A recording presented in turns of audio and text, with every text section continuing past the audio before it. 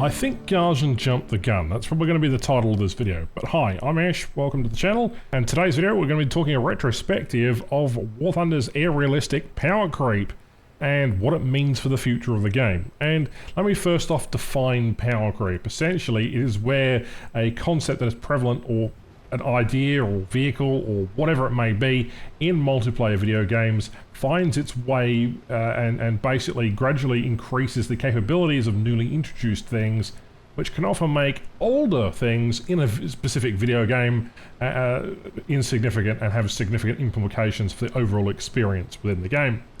And talking about air-realistic battles, this can obviously be introduced by new aircraft, or missile types, or various other interesting things. So what do I mean Gaijin has jumped the gun? Well, I personally think that after the advent of the F-100 and the MiG-19, where we had AIM-9Bs, Gaijin jumped the gun by basically adding in a T2 and testing the waters to sort of see what had happened. Essentially, back in the day, it used to be the F-100 and MiG-19, they were the first supersonics, and then Japan got access to, well, the T2, and it was the most broken and overpowered piece of junk, securing what we now know as the flavour of the month, or vehicle of the patch, essentially where one vehicle out-dominates others.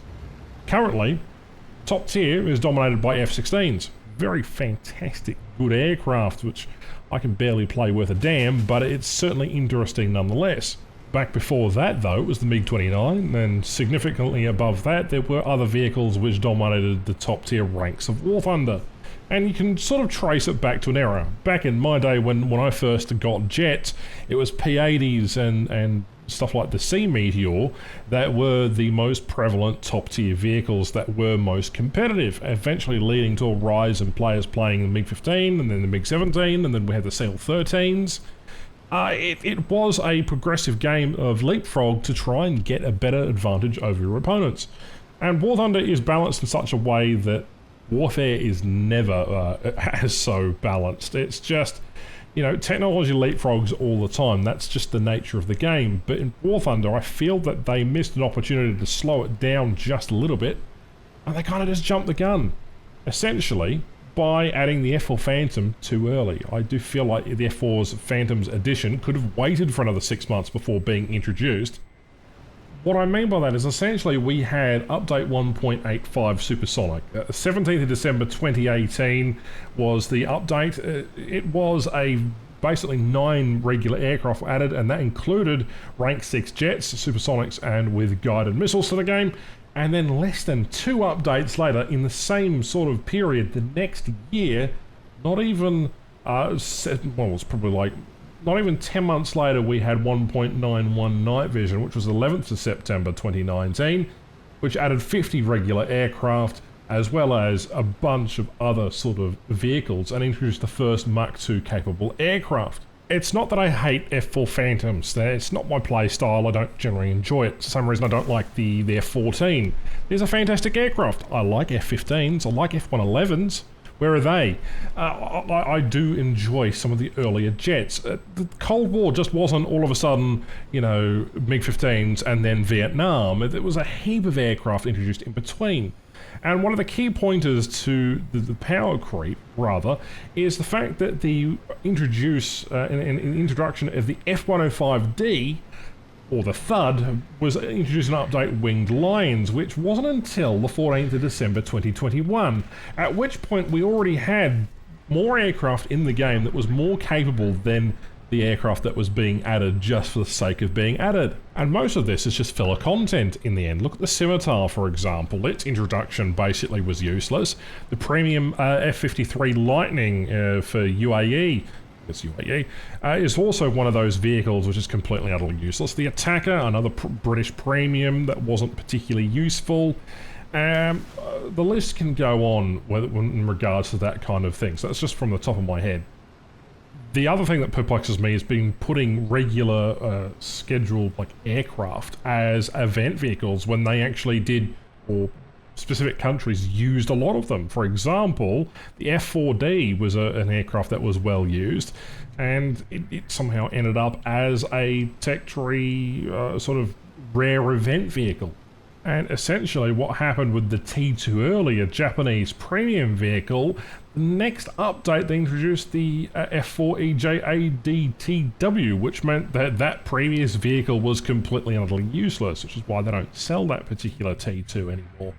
But look, Japan didn't have very much for top tier. Why are you giving it a premium T2 early when instead you could have just given it to a tech tree? Well, I don't know. I don't make the decisions in Gaijin Entertainment. But let's just say it's inconsistent on all levels, and everything you sort of look at can be considered to be a bit extreme. Now do you understand what I'm trying to tell you here, or trying to sort of convey? It's unfortunate that we're getting vehicles that should have been in the game years ago. For example, another example is the F84F, the prime candidate for a vehicle that should have been in the game 5-6 years ago. And yet when it was introduced, basically just barely getting by, and you see a couple of them as premiums. That's the 8.3 strike aircraft, essentially the Thunder jet, and its introduction was basically completely and utterly just useless by the time its introduction. Essentially what we have here is a vehicle that was introduced in update Hot Tracks, which again was an update that was in 18th of December 2020, when it could have been added years prior to that. So look, power creep or power, like, is it power creep or is it just incompetence, or is it just them trying to make a quick buck on something that they should be better at introducing? If they're going to go by this whole timeline thing and they've got stuff from 2006, the MiG-29 9-919, it is a vehicle from 2006. The F-16C is also another vehicle from 2006. What are they going to do when they run out of vehicles for minor nations and we're just going to get export variations? Is that going to be any entertaining? It's no wonder why people feel like realistic battles is kind of stale. It's up in the air. It's basically team deathmatch versus team deathmatch on an enduring confrontation sort of front.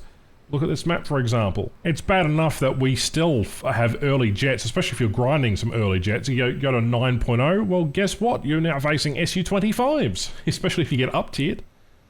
So there's no happy ending for anyone here, and what I wish Gaijin would do, instead of just directly going to the F-15, which has been speculated, maybe just hold out and just wait a little bit longer rather than just completely fucking over and creating an